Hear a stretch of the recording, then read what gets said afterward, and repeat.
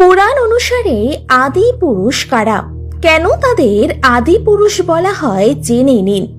শ্রীরামচন্দ্রকে কেন আদি পুরুষ বলা হয় জানেন? তার সঙ্গেই মানুষের মনে প্রশ্ন কি দিয়েছে, আদি পুরুষ কথাটির অর্থ কি? কে এই আদি পুরুষ? আদি পুরুষ কথাটির অর্থ প্রথম পুরুষ। কোনো একটি বংশ বা রাজত্ব যাকে দিয়ে শুরু হয় তিনি হলেন সেই বংশের আদি পুরুষ। আবার আদি পুরুষ অর্থে ঈশ্বর, যিনি এই সমগ্র বিশ্ব ব্রহ্মাণ্ডের স্রষ্টা। পুরাণ অনুসারে এই সমগ্র বিশ্বে প্রথম আবির্ভূত হয়েছিলেন শ্রী বিষ্ণু। তখন চারপাশে শুধুই জল, এমনকি নিজের সম্পর্কেও তখন অজ্ঞাত ছিলেন তিনি। তখন জলের উপরেই ধ্যানে মগ্ন হন বিষ্ণু। নীর অর্থাৎ জলের উপর তার অবস্থান হওয়ায় বিষ্ণুর আরেক নাম হল নারায়ণ। ধ্যানে অবস্থানকালে তার নাভিকুণ্ড একটি পদ্ম ফুলে সৃষ্টি হয়, আর সেই পদ্ম থেকে নির্গত হন ব্রহ্মা।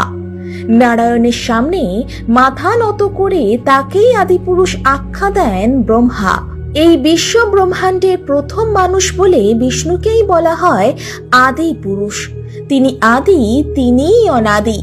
তার শুরুও নেই, শেষও নেই, তিনি চিরকালীন। বিষ্ণুর সপ্তম অবতার হলেন শ্রীরামচন্দ্র। তার আগে যেসব অবতার রূপে বিষ্ণু অবতীর্ণ হয়েছিলেন তারা সবাই ব্রহ্মাণ্ডের সৃষ্টি ও তাকে চালনার কাজে ব্যপ্ত ছিলেন।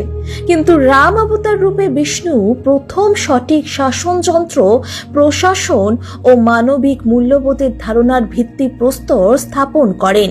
সেই কারণে রামকেও আদি পুরুষ বলা হয়ে থাকে। মনে করা হয় শ্রীরাম হলেন প্রথম মানুষ যিনি আধুনিক সভ্য সমাজ গড়ে তুলেছিলেন।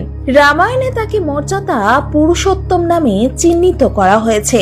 বিষ্ণুর 10 অবতার হলেন মৎস্য অবতার, কুর্ম অবতার, বরাহ অবতার, নৃসিংহ অবতার, বামন অবতার, পরশুরাম অবতার, রাম অবতার, শ্রীকৃষ্ণ অবতার, বুদ্ধ অবতার ও কল্কি অবতার।